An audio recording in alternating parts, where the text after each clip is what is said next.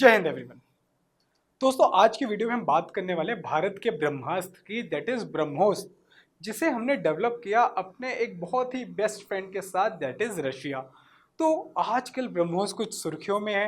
Recently हमने उसका एक प्रोडक्शन सेंटर लॉन्च किया है लखनऊ में and an number of other reasons.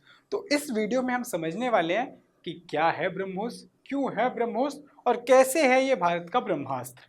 Without wasting time चलो शुरू करते हैं to understand the nitty gritties of BrahMos.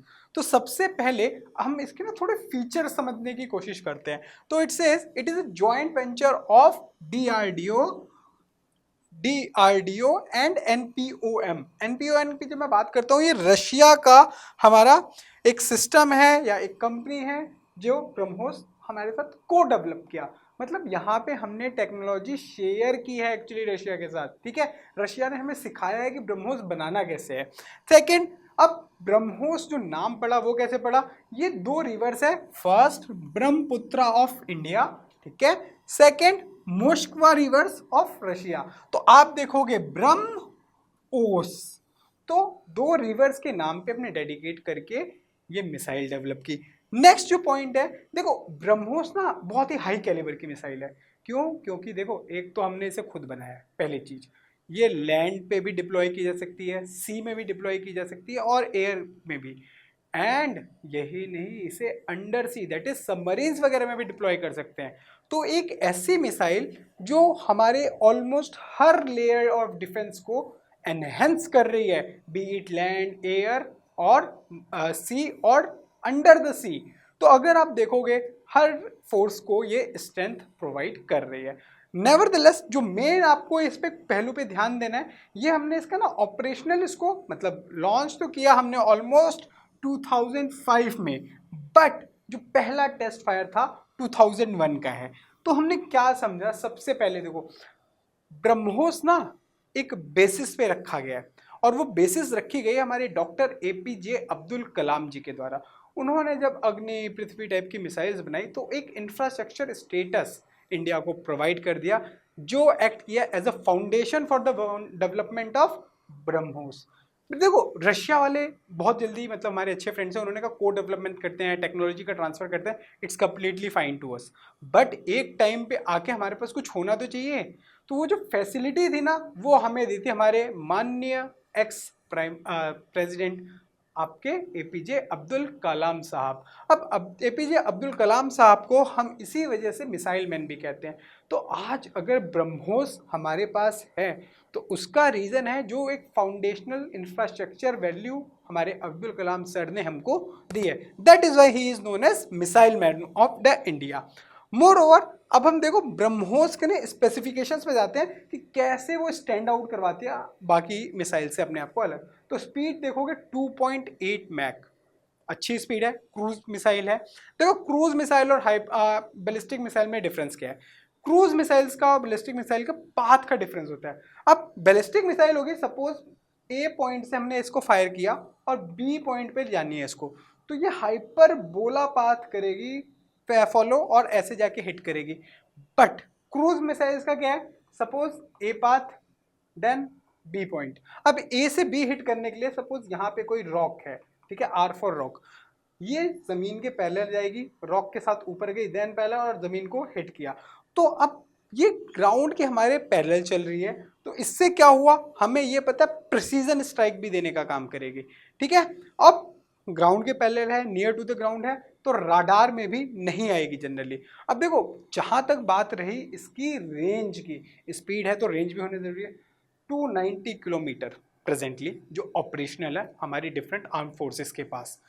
But इसको एनहेंस करके जो हम ब्रह्मोस 2 की बात करेंगे अभी आगे, हम 650 किलोमीटर तक की रेंज पे जा चुके हैं। और ऐसा माना जा रहा है कि जो ब्रह्मोस का वेरिएंट 2 आएगा, एडवांस वर्जन आएगा, हम उसमें 800 किलोमीटर टारगेट कर रहे हैं। देखो हमेशा एम्बिशियस टारगेट रख के चलते हैं।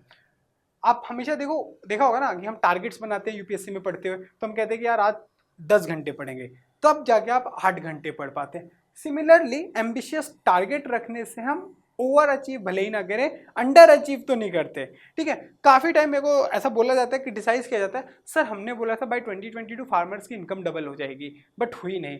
मैं कहता हूँ कि okay fine, I do understand the same, but अगर आप मेरे को देखो, अगर मैंने ये टारगेट नहीं लिया होता एज ए नेशन की 2022 में फार्मर्स की इनकम डबल करनी है, मैं कह रहा हूँ अभी शायद 1.5 या 1.6 टाइम्स हुई होगी। अगर नहीं लिया होता तो शायद 1.2 या 1.3 होती। तो देखो, सक्सेस के पीछे नहीं भागना है अपने को, अपने आप को ये इंश्योर करना है हमें अपना बेस्ट देना है, और बेस्ट तब देंगे जब हम एम्बिशियस टारगेट लेके चलेंगे।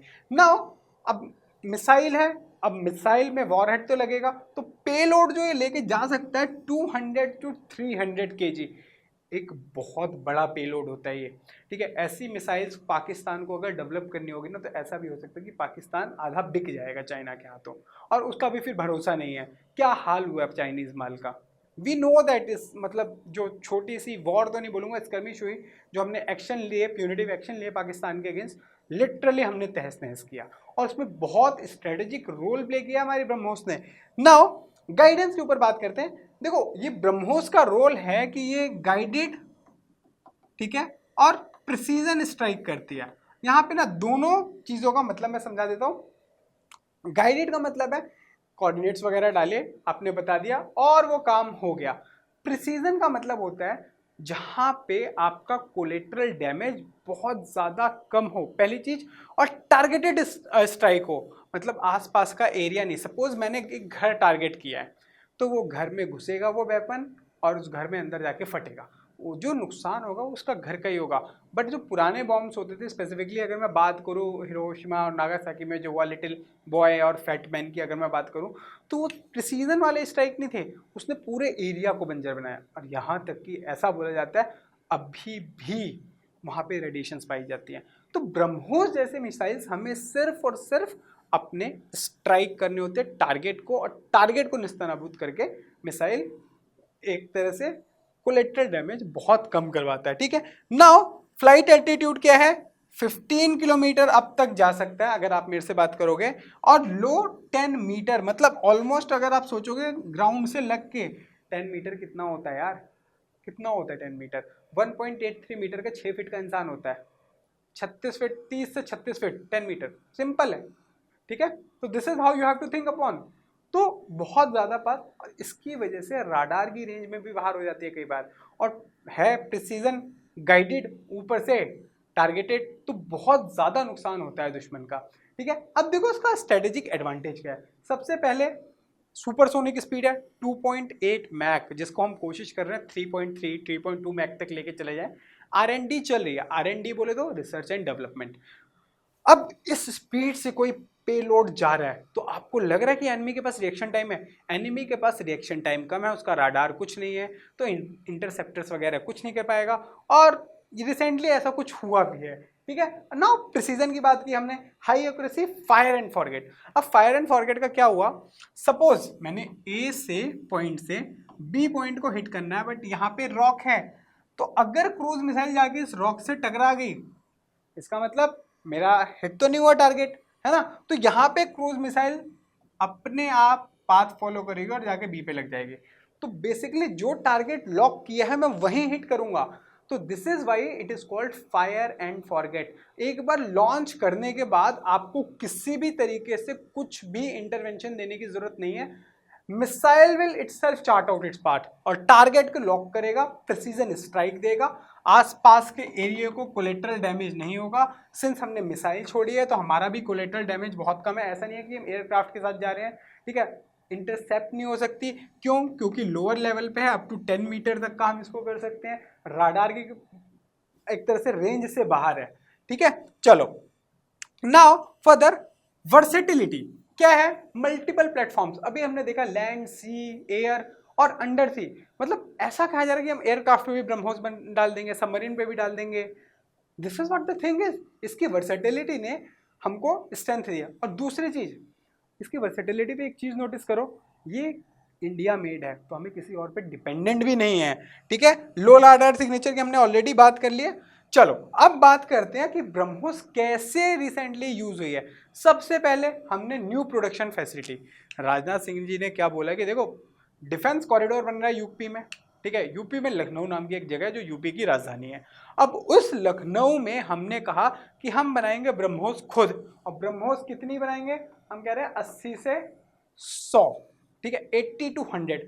अब देखो यार, दो चीज़ें फिर यहाँ पे एक ध्यान में रखना, 80 से 100 बना रहे हैं, मतलब एक तो हम अपने इक्विपमेंट्स के लिए अपना स्टार्ट करेंगे कि भाई ये मेरा इतना है, मेरे को लैंड पे इतनी चाहिए, एयर को लिए मेरे को इतनी चाहिए, but what about the rest? इसका मतलब बेची भी जा सकती है। तो जो इंडिया अभी तक डिफेंस को इंपोर्ट करता था, ब्रह्मोस की डिमांड ऐसी है, हम इसे एक्सपोर्ट करने की बात कर रहे हैं। ठीक है, तो एक स्ट्रेटेजिक रेलेवेंस इसका ये हो गया कि from importing nation of the arms, BrahMos is giving us the opportunity to turn ourselves into the exporting nation. ठीक है, और देखो डिफेंस इंपोर्ट में ना पैसा बहुत खर्च होता है, डॉलर बहुत खर्च होते हैं। डिफेंस में ऐसे थोड़ी होता है कि एक रफाल ले आए, हमने कहा 36, समझ रहे हो? अभी फिर नेवी वेरिएंट के लिए ऑर्डर दिया, हमने कहा 26, 22 प्लस 4, 22 सिंगल सॉर्टी, 4 डबल सॉर्टी। तो सिमिलरली अगर हम ब्रह्मोस करेंगे, ऐसे थोड़ी कहेंगे एक दे दो, एक तो टारगेट पाकिस्तान को उड़ा दिया, फिर क्या और भी चाहिए ना हमको। तो प्रोडक्शन कैपेसिटी हमें एक्सपोर्ट्स ओरिएंटेड भी बनाएगा, और इसकी डिमांड है। फिलीपींस को ऑलरेडी हम 2 बैच डिलीवर कर चुके हैं। ठीक है, सेकेंड, जब हम बात कर रहे हैं फिलीपींस की डिलीवरी की, एक चीज और सोचनी है, फिलीपींस कहाँ पे है? साउथ ईस्ट एशिया है। ठीक है, तो अगर आप देखोगे कि साउथ ईस्ट एशिया में हम इसको बेसिकली बेच रहे हैं, है ना, फिलीपींस को साउथ ईस्ट एशिया में बेच रहे हैं, वहां पे किसका वर्चस्व है? कौन अपने देशों को परेशान करने की कोशिश कर रहा है उस एरिया के? चाइना। ठीक है, अब चाइना के अगेंस्ट हम चाहते हैं सी लेन्स ऑफ कम्युनिकेशन है वो हमारी सिक्योर रहे। चाइना के हम चाहते हैं कि हम देखो हर जगह खुद से तो नहीं लड़ सकते ना चाइना से जाके, तो हमें अपने मित्र देशों को स्ट्रेंथ प्रोवाइड करनी पड़ेगी। सपोज कभी कोई ऐसा सिचुएशन आ जाता है जहाँ चाइना और फिलीपींस को एक दूसरे के अगेंस्ट खड़ा ही होना पड़े है, it can be a case. हालांकि उन दोनों देशों के अभी मैत्री वाले संबंध है, बट अगर हम ब्रह्मोस वगैरह देंगे तो जरूरत पड़ने पे तो एटलीस्ट हम काम कर सकते हैं ना। देखो सामान का होना जरूरी है, सामान चलाया जाए ना चलाया जाए वो दूसरी बात है। ठीक है, तो अब यहाँ पे हमारा एक्सपोर्ट पोटेंशियल है। अब देखो दो चीज, अगर फिलीपींस खरीद रहा है, कल को हो सकता है वियतनाम भी बोलेगा नहीं नहीं मुझे भी चाहिए यार कुछ, तो अब धीरे धीरे जो हमारा इंडियन ओशन रीजन है वहां पे हमारी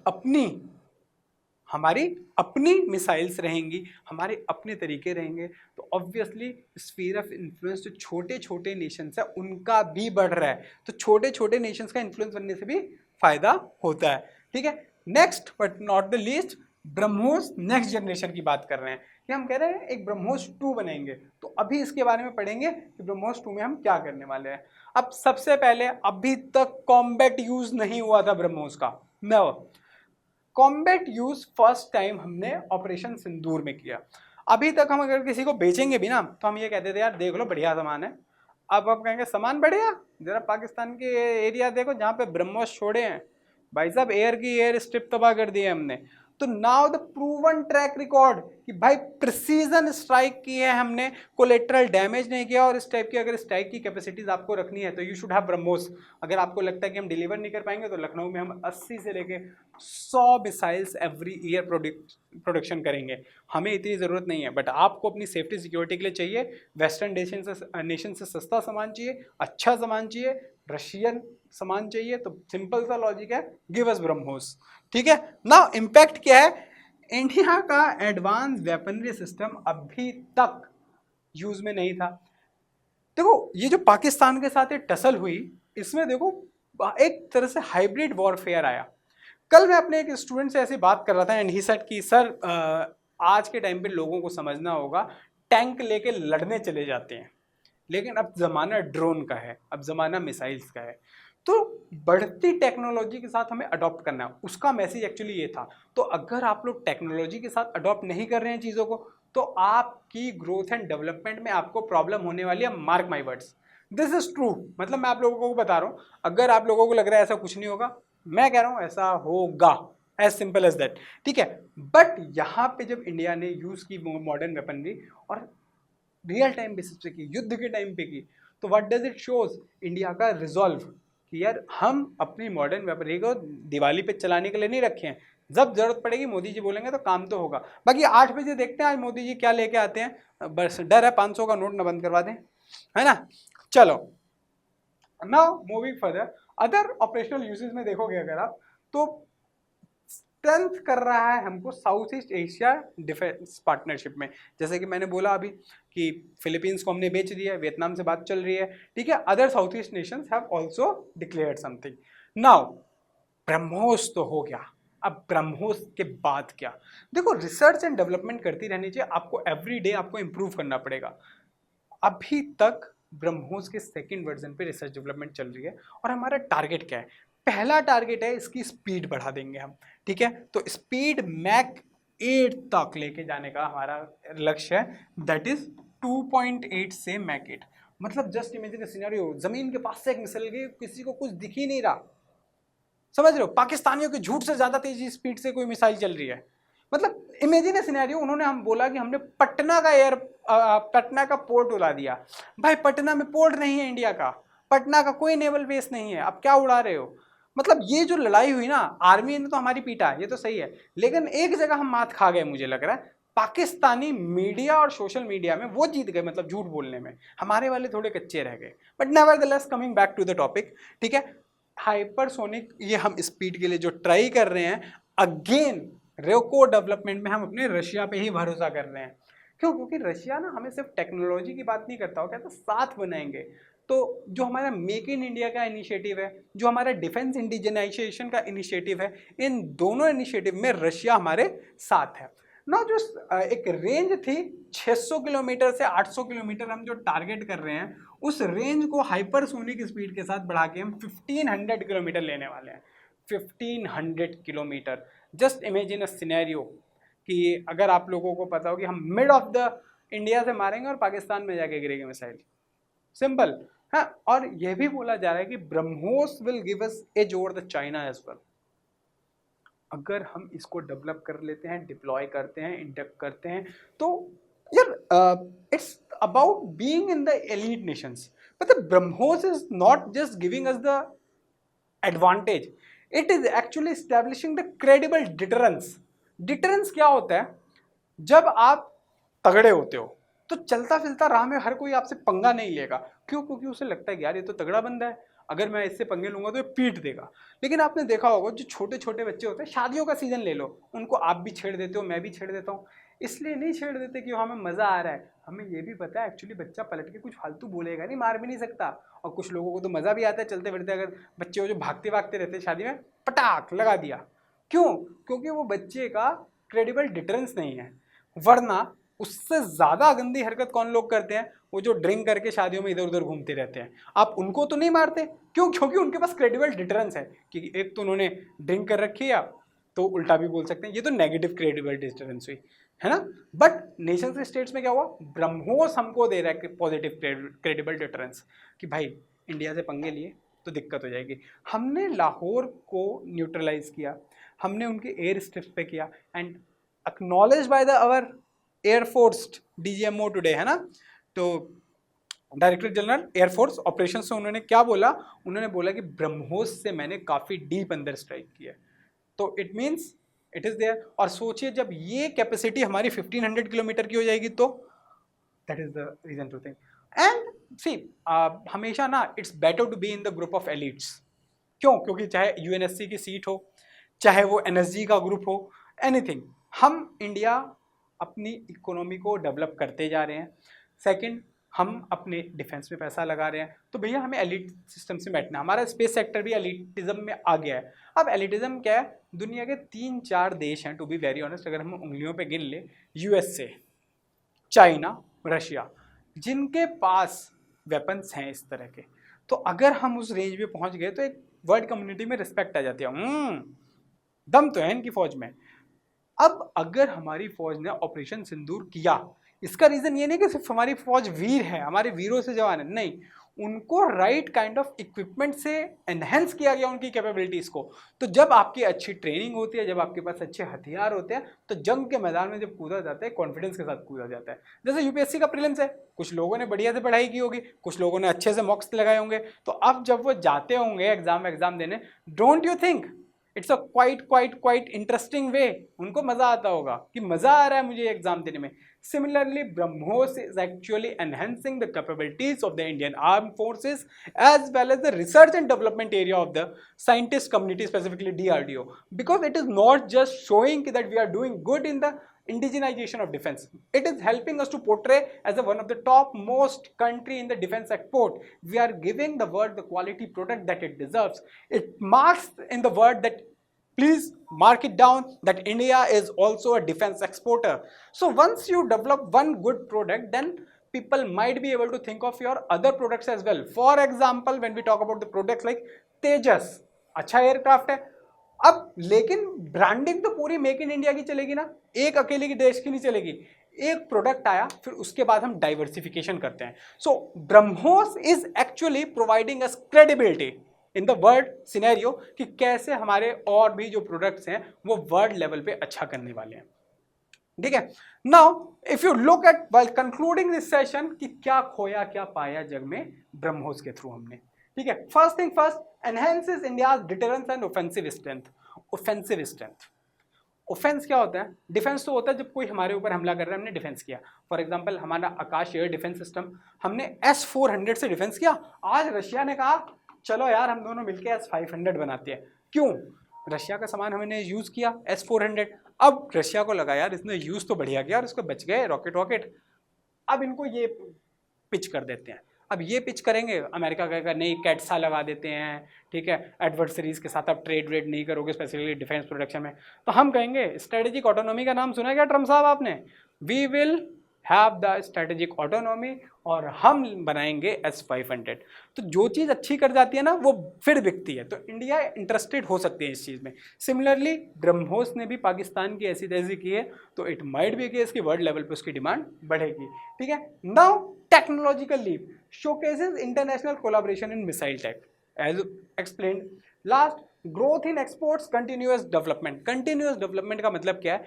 एक प्रोडक्ट आपका आ गया, जैसे एप्पल आया ना, iPhone 1 से शुरू हुआ, 15, 16, 16 Pro, 17 Pro, सब कुछ भी आ सकता है. अब सिमिलरली ब्रह्मोस के वेरिएंट्स आएंगे. हम हाइपरसोनिक स्पीड ट्राई कर रहे हैं, हो सकता है उससे भी ऊपर जाएं हम धीरे धीरे. तो it marks that we will be there in the race.